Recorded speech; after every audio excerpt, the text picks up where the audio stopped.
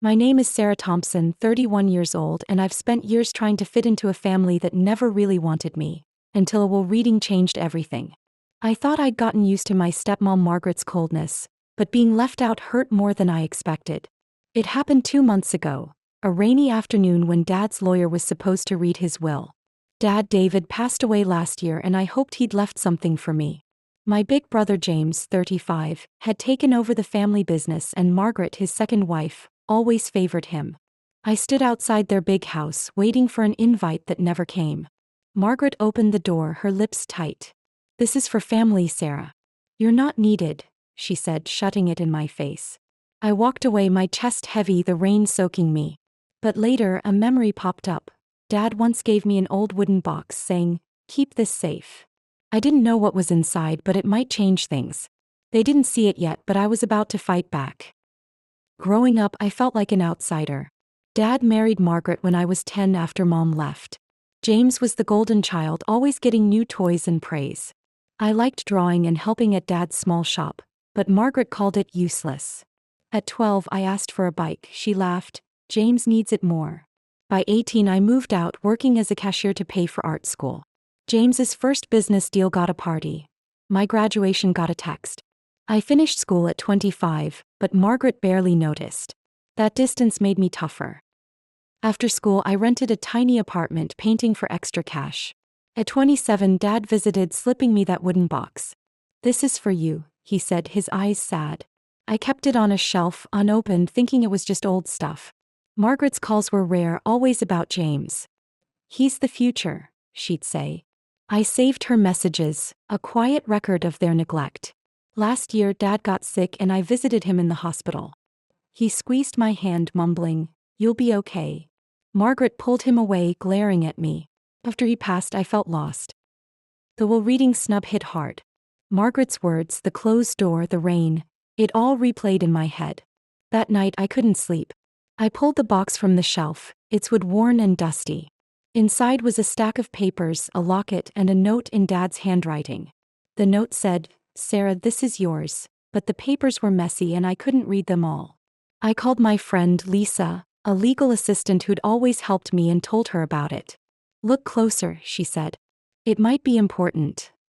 I recorded her voice, feeling a bit braver. The next day, I spread the papers on my table, my hands shaking. One looked like a will, mentioning a house and some money, but it was hard to understand. Lisa suggested checking it, so I started a vlog, finding my share, teasing my find, and it got 80 views. I posted on Twitter, "Left out but not forgotten," and it got 120 views with comments like, "Stay strong," lifting me. I saved them, my hope growing. I kept digging. I spent $30 on a magnifying glass to read the small print, finding a lawyer's name, Mr. Carter. The will hinted at a house Dad owned and $500,000 for me, but it wasn't clear. Lisa reviewed my recordings, urging a family update, and I wrote a short message. I tweeted, uncovering my past, hinting at family wrongs, and it got 200 retweets. Comments said, "Fight for it." I saved them, my voice building. At a community art fair, I met a notary, Ms. Patel, who offered to check the papers. My vlog views climbed to 150 and I felt a shift. My story mattered even if my family didn't care. The tension started. James texted, "Margaret's upset. Come talk." His tone felt off, my chance nearing. I said no, focusing on the papers, gathering clues. The notary's help cost $50 and I shared it on Twitter, getting 300 retweets with comments like, "You've got this." I saved them, my courage rising. A week later, Margaret called. "James wants you at dinner. Explain yourself." Her voice was sharp, my moment coming. I arrived at their house with the box, nerves steady, ready to face their coldness. But what I found would shock them. They wouldn't expect my proof, and I was ready to use it. The family dinner's cold silence still weighed on me as I drove home with Lisa, Margaret's sharp words and the box's hint replaying like a mystery I had to solve. I woke up each morning in my small apartment, the wooden box and magnifying glass on my table, signs of my hidden truth and growing family tension. The family's attitude, their rejection, my quiet fight, their slow curiosity, had started to shift, and I was ready to uncover what Dad left me, turning their doubts into evidence of my right. The road ahead felt uncertain, but I was determined to keep going. The days after the dinner brought some breakthroughs. Miss Patel, the notary, helped me read the papers for $100 and my search picked up speed. I kept the documents in a folder, a shield against family doubts. I texted James the news. I found Dad's papers, but he replied, "Margaret says it's nothing," with a scoff. I saved it, my resolve hardening. Lisa pushed me to update the family and I started planning my next move. I posted on Twitter, digging into Dad's will, and it got 400 views with comments like, "Don't give up," lifting me. I saved them, my online support growing. Margaret called, her voice cold. "Those papers, they're fake." I stayed calm. "I'm checking them." She laughed. "Waste of time." I hung up, calling Lisa, who said to record our talks. I logged a call with James, who sighed, "Leave it to Margaret," his doubt pushing me on. I signed up for a basic law course to understand the will, practicing what to say to the family, my words getting clearer. I tweeted, "Fighting for my share," hinting at family wrongs, and it got 500 retweets. Comments said, "You deserve it." I saved them, my voice building. At home, my truth took shape. The papers showed a real will signed by Dad, leaving me the family house and $500,000. A hidden note said, "Margaret changed it." My hands shook as I read it. I wrote it down and Miss Patel confirmed the signature, my hope rising. I vlogged, unveiling my inheritance, teasing my find, and it got 300 views. A lawyer, Mr. Carter, offered to review it, my reach widening, but I kept it quiet, saving it for the right moment. The tension grew. James texted, "Margaret's mad. Come explain." I didn't reply, focusing on the will, gathering proof. The course gave me a certificate and I shared it on Twitter, getting 700 retweets with comments like, "Smart move." I saved them, my confidence climbing. Lisa invited me to a family lunch. "Margaret wants answers." "Bring it," her tone steady, my time nearing. The family lunch happened at a quiet cafe with Robert, Margaret, James, and an aunt there. Over tea, Margaret started, "Those papers are trash." James added, "Dad wanted us to have it." I stayed calm, showing my folder. "Certificate will teaser note hint." "This is Dad's real will," I said. The room went quiet and I played Lisa's voicemail. "Sarah, you've got something." Their faces changed. Margaret's frown, James's surprise. But the full truth stayed hidden. My discovery deepened. Mr. Carter verified the will, finding Margaret's fake one, my rights clear.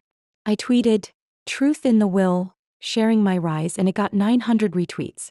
Comments cheered, "Justice." I saved them, my voice growing. Lisa drafted a family talk plan, holding it ready. The lunch ended with Margaret's stiff, "We need to check this," a small crack in her wall, but no full admission, leaving a question. The next family meeting, a dinner at James's, loomed. I arrived with Lisa holding my folder tight. James greeted, "Margaret's not happy," his tone uneasy. Mid-dinner, Mr. Carter called, "The will's valid, Sarah." The room froze, Margaret's face paling. I smiled, "Thanks, Mr. Carter." The moment passed and I saw their stunned looks, James's wide eyes, Margaret's tight grip. Her exclusion had hurt, but this hinted at respect. The dinner marked a turn and I waited for her next move, apology or defeat, with careful hope. They wouldn't expect my victory and I was ready to claim it. The dinner's tense quiet still hung in my mind as I drove home with Lisa, Mr. Carter's call and Margaret's pale face replaying like a turning point. I woke up each morning in my small apartment, the real will and lawyer's letter framed beside the wooden box, signs of my hidden confrontation and shifting family tension. The family's stance, their shock, my growing power, their shaky retreat, had reached a critical moment, and I was ready to face them, turning their betrayal into proof of my right. The path ahead felt big, but I was set to stand tall. The days after the dinner brought real progress. Mr. Carter confirmed the will, declaring the house and $500,000 mine, and exposed Margaret's fake version. I kept the documents in a safe, a shield against old lies. I texted James the news, "The will is real," but he replied, "Margaret's fighting it," with worry. I saved it, my determination growing. Lisa urged a family meeting and I planned it carefully. I posted on Twitter, "Will truth revealed," and it got 1,200 views with comments like, "You won," lifting me. I saved them, my online support widening. Margaret called, her voice sharp. "This can't be legal." I stayed steady. Mr. Carter says it is. She snapped. We'll see about that. I hung up, calling Lisa, who said to make it public. I recorded her advice, her voice giving me strength. I finished my law course, earning a certificate, and practiced my family talk, my words getting firm. I tweeted, "Justice from the will," hinting at family betrayal, and it got 1,500 retweets. Comments said, "Take what's yours." I saved them, my presence building. At the lawyer's office, my confrontation deepened. Mr. Carter scheduled a meeting, presenting the real will to Margaret's lawyer. The fake one was torn apart, my rights clear. My heart raced as I watched. I noted it down, and Mr. Carter gave me a $1,000 fee refund for the case, my standing rising. I vlogged, claiming my legacy, teasing my journey, and it got 500 views. A real estate agent, Ms. Reed, offered to value the house, my future growing, but I held back details, saving them for later. The tension rose. James texted, "Margaret's furious. Meet us." I answered, "With the lawyer." He agreed. Tomorrow. I focused on the meeting prep, gathering my will, letter, and refund. The course certificate came and I shared it on Twitter, getting 2,000 retweets with comments like, "Law genius." I saved them, my reputation climbing. The family meeting loomed and I arrived with Lisa and Mr. Carter, feeling calm. The family meeting took place at a neutral office with Robert, Margaret, James, and an uncle there. Over coffee, Margaret started, "This will is a lie." James added, "Dad wouldn't do that." I stayed calm, showing my folder. $1,000 refund certificate will copy. "This is Dad's wish," I said. The room tensed and Mr. Carter spoke. "The real will stands. Sarah inherits." Their faces shifted. Margaret's glare, James's shock, but the full reaction stayed out of reach. My confrontation spread. Ms. Reed valued the house at $700,000, and a bank offered a $600,000 loan for upgrades, my wealth growing. I tweeted, "From exclusion to estate," sharing my rise, and it got 2,500 retweets. Comments cheered, "Amazing turnaround." I saved them, my voice loud. Lisa drafted a family apology note, keeping it ready. The meeting ended with Margaret's cold, "This isn't over," a crack in her control, but no full surrender, leaving a gap. The next family gathering, a tense lunch at James's, became my stage. I arrived with Lisa holding my proofs. James greeted, "Margaret's planning something," his tone low. Mid-lunch, Margaret stood, her face red. "You think you've won?" she hissed. Then she froze, staring at Mr. Carter's new letter. I smiled. "The court agrees." The moment passed and I saw their stunned looks. James's nod, Margaret's silence. Her betrayal had stung, but this promised justice. The lunch marked a turn and I waited for her next move, apology or defeat, with careful hope. They wouldn't expect my power and I was ready to claim it. The lunch's tense silence stayed with me as I drove home with Lisa, Margaret's red face, and Mr. Carter's letter replaying like a hard-won win. I woke up each morning in my new place, the house deed and $500,000 check framed beside the wooden box, signs of my journey from exclusion to victory. The family's old rejection had turned into something new, respect, regret, a quiet change, and I was ready to embrace it, turning their betrayal into a story of justice. The path had been long, but I'd made it and my heart felt light. The days after the lunch brought a flood of success. The court finalized my inheritance, giving me the house and $500,000, and Margaret's fake will was thrown out. I kept the deed on my wall, a reminder of my right. I texted James the news, "It's official," and he replied, "Congrats, Sarah," his tone warm. I saved it, a weight lifting off me. Lisa suggested a family gathering and I planned it, wanting to share my joy. I posted on Twitter, "My inheritance secured," and it got 3,000 views with comments like, "Well done," lifting me higher. I saved them, my online community growing strong. Margaret called, her voice low. The lawyer was right. "Can we talk?" I smiled, "Yes, Margaret." James texted, "Sorry for doubting you," and I felt a tear in my eye. I called Lisa, who cheered, "You're unstoppable," and I recorded her voice, a treasure of support. I decided to give back, donating $5,000 to a local charity, hoping to help others. I updated my vlog, from left out to leader, sharing my rise, and it hit 700 views. Comments said, Inspiring win. I saved them, my voice reaching more people. The family gathering came together at the house, now mine, with Robert, Margaret, James, and cousins there. Over dinner, James spoke first. I messed up, Sarah. You earned this. Margaret added, I was wrong. I'm sorry. I stayed calm, showing the deed, check, and charity plan. This is Dad's gift, I said. The room felt warm and I played Lisa's voicemail, you're a fighter. Their eyes shone, James's grin, Margaret's nod. My story finally accepted. I handed out charity flyers and they clapped, a new bond forming. My victory kept growing. The house, valued at $700,000, needed work, so I hired a team for $50,000, turning it into a cozy home. The charity fund reached $10,000 with donations and a community group asked me to speak.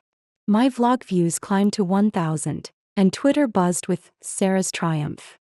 I met a mentor, Mr. Hayes, who offered business advice, my influence spreading. The bank raised my loan to $700,000 for upgrades, and I shared it on Twitter, getting 3,500 retweets, with comments like, amazing journey. I saved them, my impact clear. Lisa helped plan a housewarming and I felt ready to move forward. The housewarming became my big moment. I arrived in a simple dress, standing tall with Lisa by my side. James greeted me, Margaret's changed her tune, his voice kind. Mid-party, Margaret approached, her eyes soft. I was jealous, she said. You deserve this. The room cheered, lights bright. I smiled, thank you. She handed me Dad's old watch, a peace offering, and the crowd clapped. I saw their faces, James's hug, Margaret's smile, Robert's pride. Her exclusion had cut deep, but every step, every sorry, every cheer had healed it. My fight was about claiming my place, not breaking them. After the party, we sat in the living room. James brought photos of Dad, saying, he'd be proud. Margaret added, I'll support you now. I shared stories of Dad's kindness and they listened, amazed. The charity hit $15,000 and I planned a fundraiser. My vlog got 1,500 views with comments urging, keep shining. I saved them, my journey inspiring others. If you've been pushed aside, this is for you, find your worth. Share your story below. Subscribe to Revenge Tempest for more tales of justice and hit the bell for updates. Until next time, take your stand. Which country are you tuning in from? Drop your country in the comments. I'd love to hear from different cultures. If you enjoyed Revenge Tempest's justice-filled journey, don't forget to subscribe and hit the bell. Can't wait to connect with you in the next victory tale. See you soon.